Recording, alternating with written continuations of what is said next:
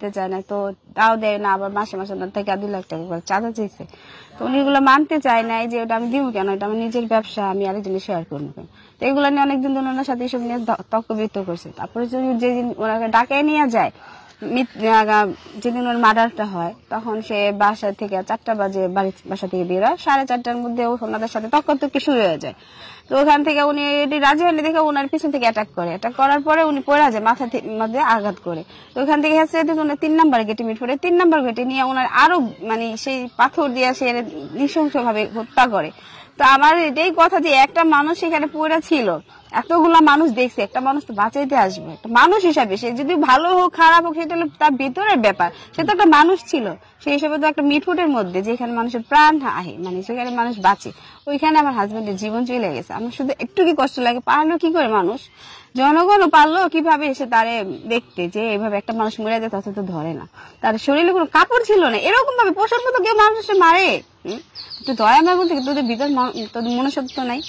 আমি সবার কাছে একটা যে আর আমার হাজবেন্ড এরকম গণত ভাবে মারছে, এরকম ভাবে এরকম শাস্তি হোক, তার সংসারের মানুষরা বুঝুক যারে আমার হাজবেন্ড খুন করছে, ঠিক আছে, যে আমার ছেলের এতিম করছে, আমার মেয়ের এতিম করছে, আমার বিধবা করছে, তারাও এরকম শাস্তি পাক, তার ফ্যামিলি এরকম কষ্ট ভোগ করুক, যে একটা ফ্যামিলির অচল করে দিলে তার যে কি হয়, তার ভবিষ্যতে যে কি হয় সেটা সে বুঝতেছে, আমি বুঝতেছি, আমার এই 2টা ছোট ছোট বাচ্চা দিয়ে আমার সারাটা জীবন কিভাবে যাইবো, বা ওদের ভবিষ্যৎ আমি কিভাবে করবো, আমি তো সেটাই বুঝতে পারছি না। সবার কাছে একটা আমার অনুরোধ সরকারের কাছে, যে আমার ছেলে মেয়ে বাবার হত্যার বিচার আমি চাই, কঠিনত বিচার, যেটা দেখা জানি কেউ এরকম সাহস করতে না পারে যে একটা মানুষকে কিভাবে মানুষ শেষ করার দেওয়ার আগে ভাবে যে একটা মানুষের ক্ষতি করে। বাসায় ডাকতে আসলো তখন তো আপনি বাসায় ছিলেন না? আমি বাসা ছিলাম না, আমি বাবার বাসায় ছিলাম। এর আগে কি কোনো সময় এরকম হয়েছে যে আপনি ডেকে নিয়েছে বা মারধর বা দ্বন্দ্বের ডেকে নিয়েছে বলতে কি, এরকম তো রেগুলারই তো ওনার দোকানে যায় বাই করে, তখন তার সাথে কথাবার্তা হয়ে গেল, কিন্তু এরকম ওনারা প্ল্যানপোক্ত ভাবে তো এরকম অ্যাটাক করেনি, যে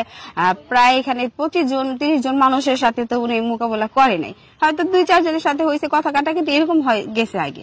কিন্তু যেদিন মারা যায় সেদিনই ওনারা প্ল্যান পোক্ত করে রাখে যে ওনার সাথে কথা না বললে ওনারা অ্যাটাক করবে। বাসায় কোনো সময় শেয়ার করছে যে আসলে এই দ্বন্দ্ব চলতে আছে, আপনার সাথে শেয়ার করছে? শেয়ার করছে, আমি সবসময় জানতাম যে ওনার ব্যবসা বাণিজ্য এসব নিয়ে একটু ঝামেলা চলতেছে, ঠিক আছে, এটা আমি টুকিটাকি শুনছি। এই ঘটনা কি উনি জীবিত থাকতে কোনো অভিযোগ করে রাখছে যে আমাকে অভিযোগ করে নাই, শুধু মানুষের সাথে এইসব আর কি আলোচনা করছে, এরকম উনি কথা এরকম হইতেছে, এটা চাইতেছে যে এরকম কইতেছে ওরা, ঠিক আছে, আমার ব্যবসা শেয়ার চায়, বাবার সাথে দ্বন্দ্ব করতেছে, এরকম মানুষের লাগে আলোচনা করছে, বা বাসা আসলে আমার সাথে বলছে।